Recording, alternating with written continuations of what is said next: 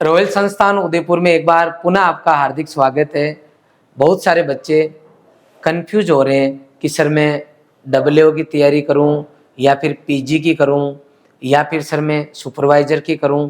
मेरे कुछ समझ में ही नहीं आ रहा मुझे अब क्या करना चाहिए। एक ऐसा बच्चा जिसने करंट में बीएससी की है, फाइनल ईयर में है या फिर लास्ट ईयर का पास आउट है और मान लो प्राइवेट कॉलेज से पास आउट है, वो बच्चा अभी अभी इस तरीके से डिस्टर्ब हो रखा है कि उसको पढ़ाई की चिंता नहीं है, उसकी ये चिंता है कि मैं करूं क्या।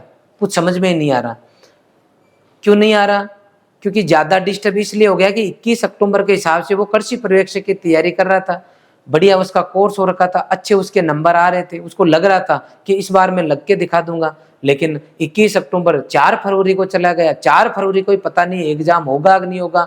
अब वो बच्चा कहीं ना कहीं डिप्रेशन का शिकार हो रहा है और कुछ भी समझ में नहीं आ रहा। तो कई बच्चे फोन कर करके पूछ रहे थे, ऑफिस में आके भी मिल रहे थे कि सर मुझे गाइड करो कि मुझे वास्तव में अभी क्या करना चाहिए। तो मैं आप सभी के लिए इसका सॉल्यूशन लेके आया हूँ। मेरी तरफ से मैं पूरी एक्सरसाइज करके आपको ये बताने वाला हूँ कि आने वाले 12 महीने एक बीएससी वाले करंट बच्चे को क्या करना चाहिए, किस तरीके से टाइम का यूज करते हुए वो अपना बेस्ट से बेस्ट दे सकता है। देखो, नौकरी लगेगी नहीं लगेगी वो तो बाद की बात है, सब बच्चे नौकरी लगते भी नहीं है, लेकिन सभी बच्चों को नॉलेज हो ताकि वो अपने नॉलेज बेस्ड इस दुनिया में अपनी जिंदगी को अच्छे से जी सके, उनको पैसा और इज्जत दोनों मिल सके। इसके लिए मैं आपको आपका पूरा टाइम मैनेजमेंट प्लस आप क्या क्या कर सकते हो वो पूरे ऑप्शन लेके चलूंगा। मैंने पूरी कोशिश की है कि इस टाइम को आप अगर यूज करते हो जो मैं बता रहा हूँ उस तरीके से, तो आप ज्यादा बेटर कर पाओगे। आइए सबसे पहले एक ऐसा बच्चा जिसने बीएससी कर ली उसके पास में क्या क्या आगे ऑप्शन है वो देखते हैं।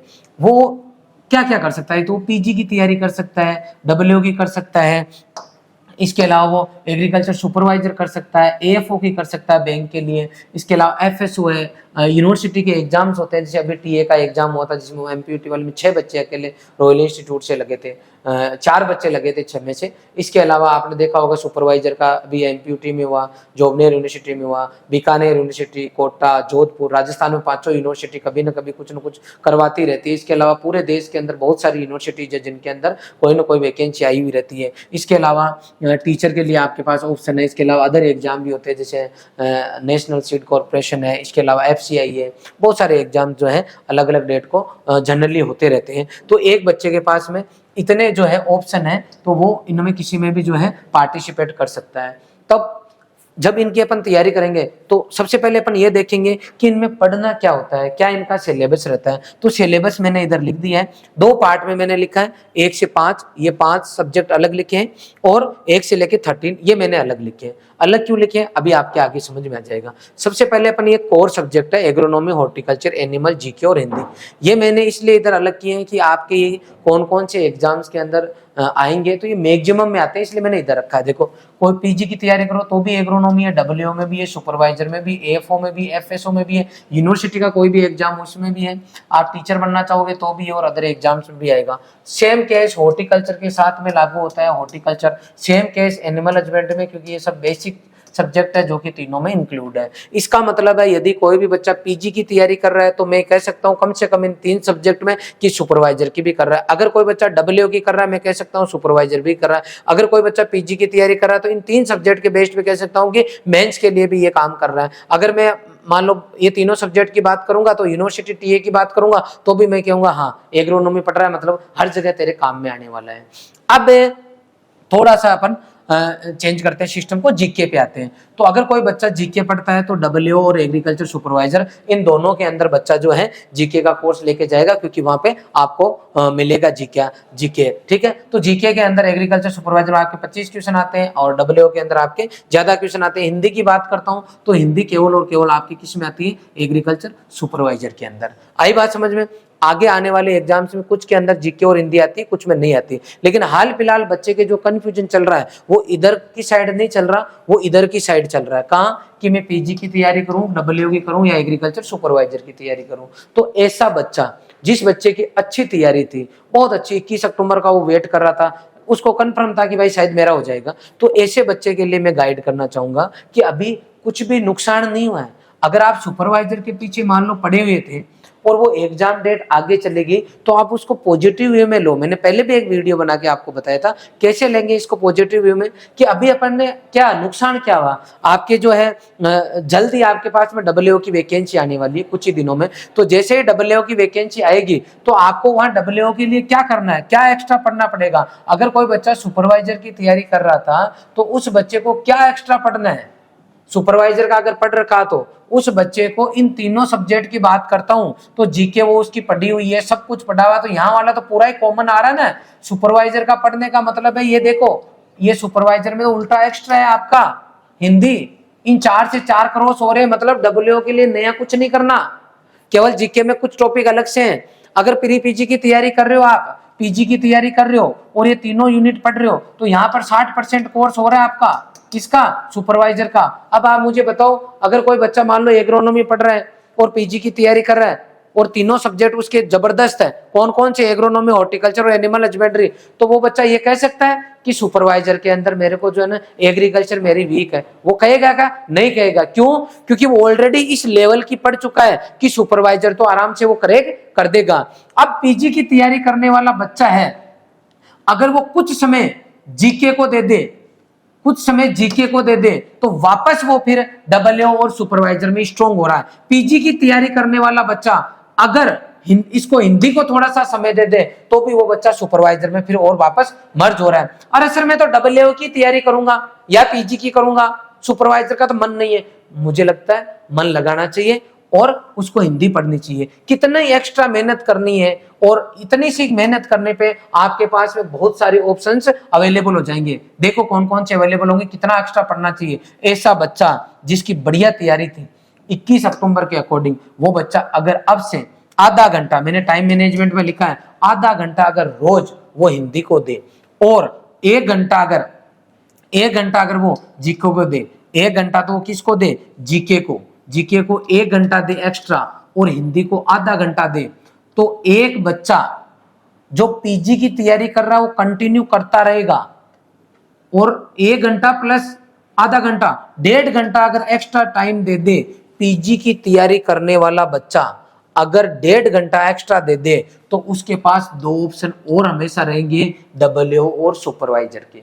इसका मतलब है पीजी की तैयारी आपको करनी चाहिए लेकिन रोज 1.5 घंटा इसका भी देना चाहिए ताकि आपके पास डबलईओ का ऑप्शन आ जाए। क्यों, क्योंकि पीजी की तैयारी करने का मतलब है ये आपके सभी सब्जेक्ट किस में भी है बेटा, डबलईओ में भी है। A to Z सब्जेक्ट आपके पीजी में भी है और डबलईओ में भी है। अब देखो आपको करना क्या है, बहुत ज्यादा एक्स्ट्रा नहीं करना, एग्रीकल्चर सुपरवाइजर में है नहीं। अगर मैं आगे किसी भी एग्जाम की बात करूं तो एफएसओ में इन ये जो सब्जेक्ट आपके पास 13, genetics, soil ento, patho, economy, extension, state, agricultural engineering, biotechnology, इसके अलावा biochemistry, plant physiology, pathology, forestry, ये सब के सब सब्जेक्ट इन एग्जाम्स में कहीं ना कहीं आपसे पूछे जाते हैं।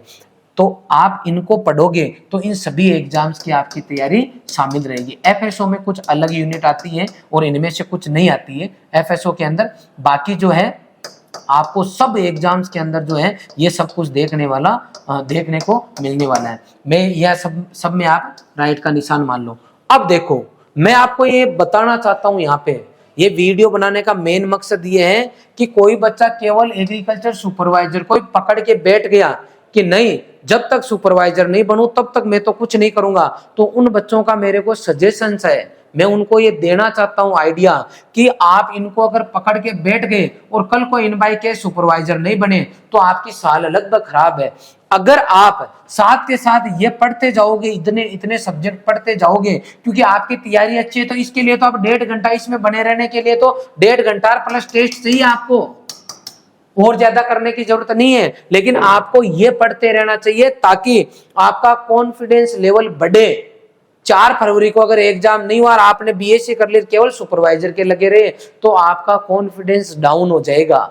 डेट बढ़ते ही अगर इसी डेट को भी होगा ना तो भी आपके मन में अभी यही चलेगा कि होगा नहीं होगा, क्या पता सीट कम और ज्यादा, मतलब उल्टी सुल्टी चीजें आपके दिमाग में चलेगी, कंफ्यूज चलोगे। अगर आप पहले ही जब समय दिया गया आपको तो क्यों ना आप अपने को समय के अनुसार लेके चलो, टाइम का ज्यादा से ज्यादा सदुपयोग करो, 1.5 घंटा इधर दे दो केवल।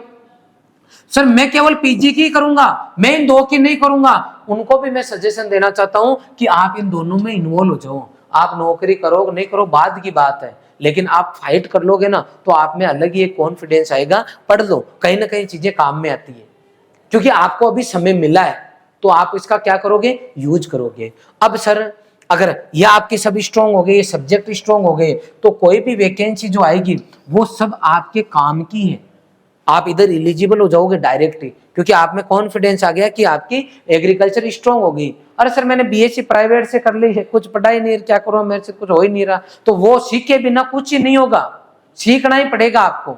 तो यहाँ पीजी के लिए आप ड्रॉप लो, चाहे उसको डब्ल्यू के लिए ड्रॉप बोलो, चाहे सुपरवाइजर के लिए बोलो, लेकिन सुपरवाइजर इतना बड़ा एग्जाम नहीं है कि आप लोग जो है पीजी या डब्ल्यू को छोड़कर केवल सुपरवाइजर को पढ़ोगे। आपको ये अदर सब्जेक्ट स्ट्रॉन्ग करने ही पड़ेंगे, कॉन्सेप्ट आपको क्लियर करने ही पड़ेंगे।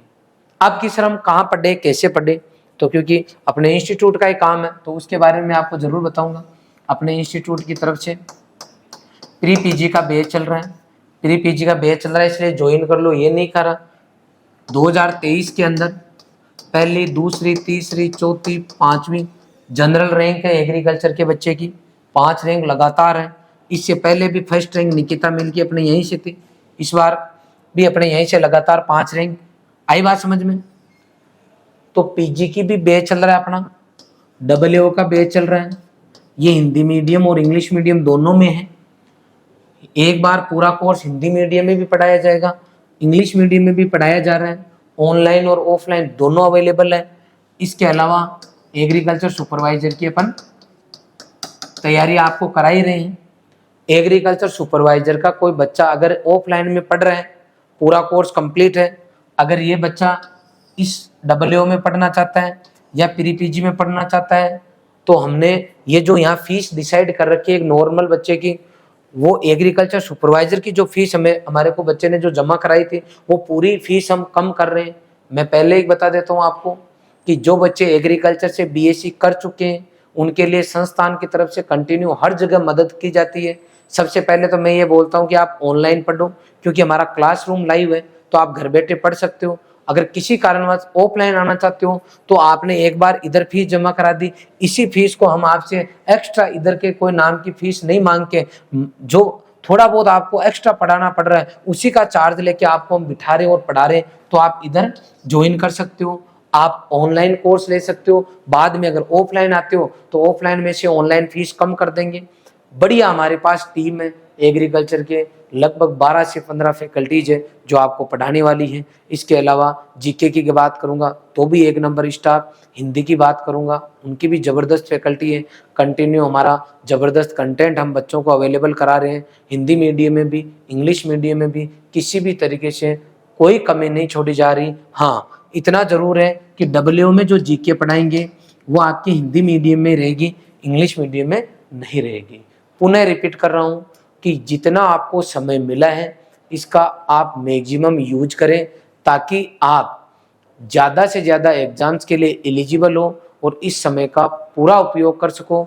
आपने पूरा वीडियो देखा, इसके लिए आपका बहुत बहुत आभार। Thank you very much.